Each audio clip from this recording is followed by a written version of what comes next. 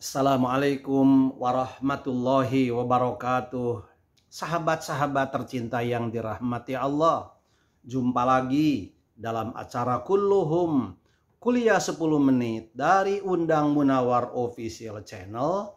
Mudah-mudahan bermanfaat bagi kita semua.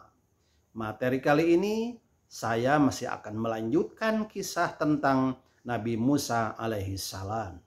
Diceritakan sebelumnya bahwa Nabi Musa menikah dengan anak Nabi Syu'aib. Dalam satu riwayat bukan Nabi Syu'aib, tetapi Yasra. Dia adalah Syekhu Madian, tokoh masyarakat di Madian.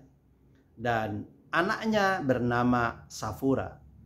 Kenapa dalam tafsir Ibnu Katsir bukan Nabi Syu'aib? Karena jarak antara zaman Nabi Musa alaihissalam dengan Nabi Syu'aib sangat jauh. Jadi tidak mungkin bertemu.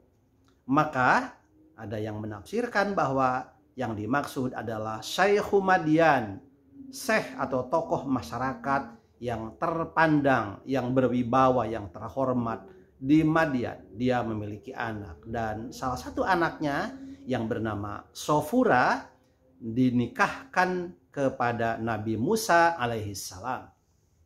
Setelah Nabi Musa menikah dengan Safura, maka kemudian Nabi Musa bersama istrinya bermaksud untuk meninggalkan Madian, meneruskan risalah dakwahnya, risalah kenabiannya untuk berdakwah kepada Fir'aun dan kepada kaum Bani Israel. Ia kemudian pamit meminta restu kepada orang tuanya untuk pergi meninggalkan Madian menuju Mesir. Dan pergilah keduanya. Dalam riwayat dikatakan ia juga dibekali beberapa ekor kambing untuk bekal hidupnya. Dalam perjalanan itu Nabi Musa dan istrinya sampai ke suatu tempat, ke suatu daerah yang sangat gelap. Pada saat itu gelap gulita. Dan dikisahkan bahwa dalam kegelapan itu ketika Nabi Musa membutuhkan penerangan, membutuhkan api. Tapi ia setiap menyalakan api, ya mungkin kalau kita sekarang menyalakan korek tetapi tidak pernah menyala. Tidak menyala dan Nabi Musa terheran-heran kenapa tidak bisa menyala. Dan ia kemudian melihat di sebuah tempat, di sebuah gunung ada cahaya yang menyala. Hal itu diungkapkan dalam Al-Quran surat Al-Qasas ayat 29. A'udzubillahi minasyaitonirrajim.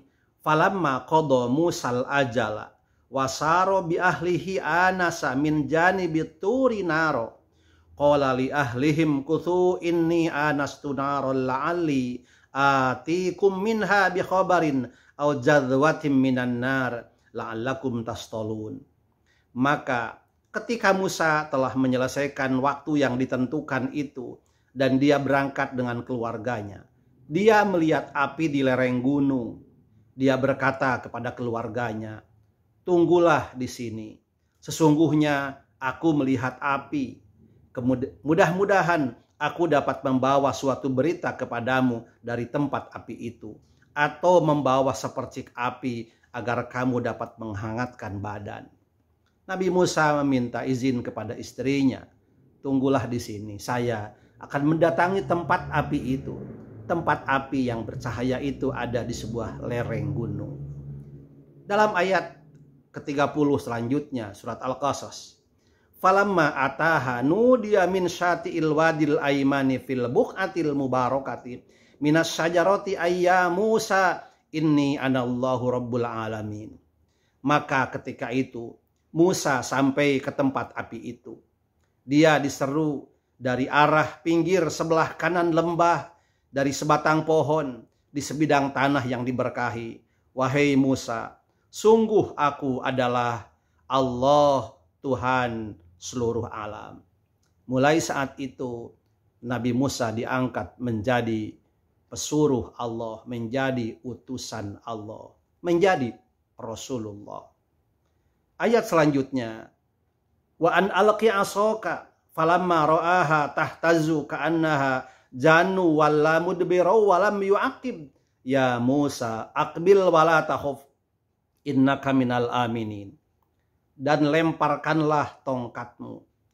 Maka ketika dia, Musa melihatnya bergerak-gerak seakan-akan seekor ular yang gesit, dia lari berbalik ke belakang tanpa menoleh. Allah berfirman, wahai Musa, kemarilah dan jangan takut. Sesungguhnya engkau termasuk orang yang aman. Allah menyuruh kepada Nabi Musa untuk melemparkan tongkatnya. Dan ketika tongkat dilemparkan, ia melihat bahwa tongkat itu berubah menjadi seekor ular. Ular yang besar, tetapi gesitnya tidak seperti ular besar. Gesit sekali, lincah sekali. Dan Nabi Musa ketakutan melihat hal itu. Tapi kemudian Allah Subhanahu wa Ta'ala berfirman kepada Nabi Musa, wahai Musa, kemarilah dan jangan takut. Sesungguhnya engkau termasuk orang yang aman.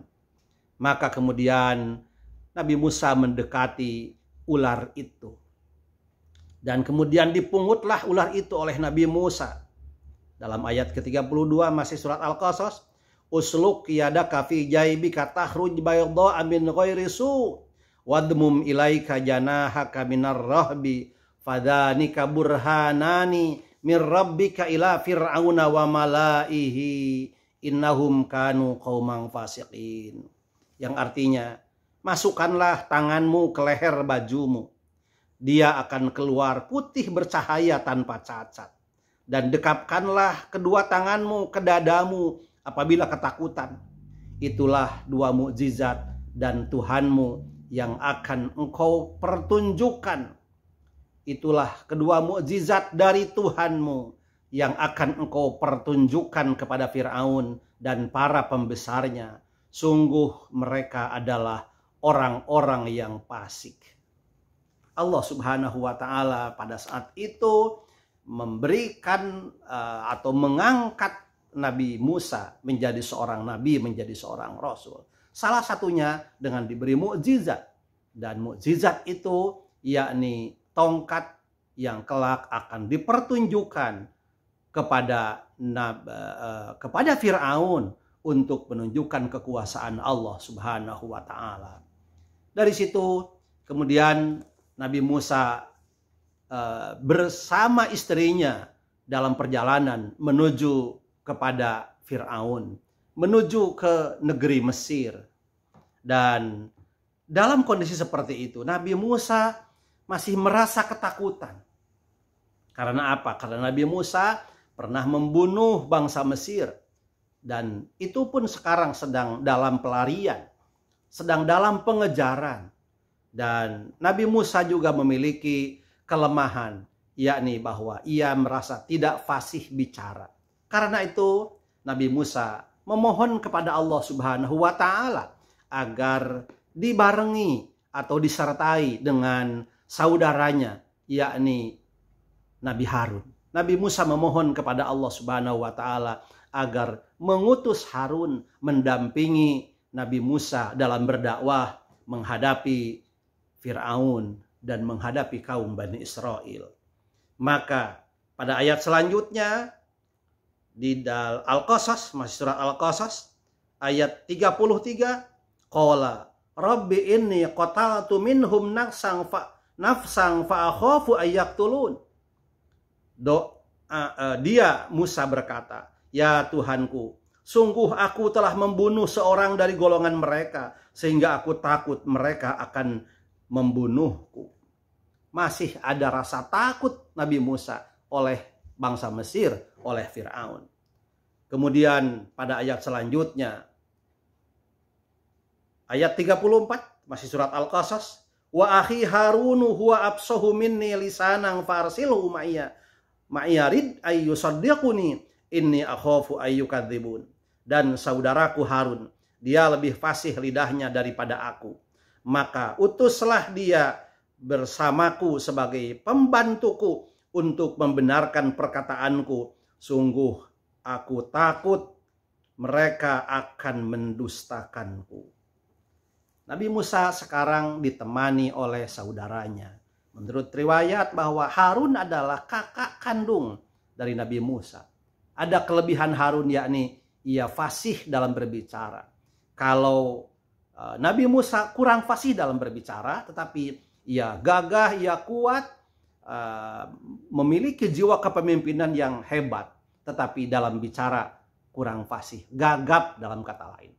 Sebaliknya Harun, ia fasih dalam bicara, fasih dalam berdakwah, tetapi dalam kepemimpinannya masih tidak seperti atau sebaik Nabi Musa. Demikianlah dua kakak beradik Nabi Musa dan Nabi Harun mendapat atau memiliki tugas yang berat, memiliki misi untuk berdakwah, menghadapi Fir'aun yang dolim, menghadapi kaum Bani Israel yang durhaka kepada Allah Subhanahu wa Ta'ala.